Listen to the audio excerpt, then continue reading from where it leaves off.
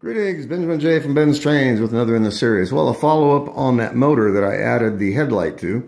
I've just installed it back into the original Commodore Vanderbilt shell, getting ready to take it around for its very first run with that new light bulb. So let's see how this works.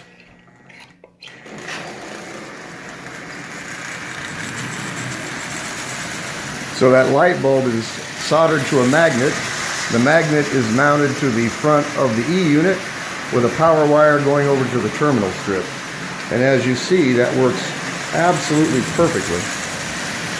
So a really simple way to add a headlight to a pre-war motor that does not have one. Wow, that thing's flying. That's 50% power.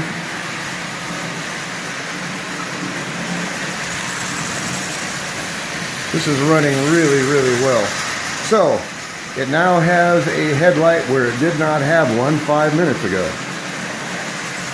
Really, really simple to do this.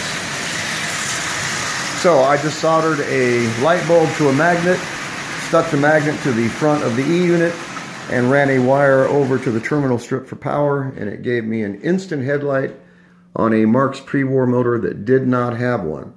So, I got the Commodore Vanderbilt, an additional double reduction motor in really decent shape, and all of the original track for $12. Really difficult to beat that. Anyway, I just want to do a follow-up video on this. It works, it's simple, it costs nothing, and it gave me a headlight where I did not have one.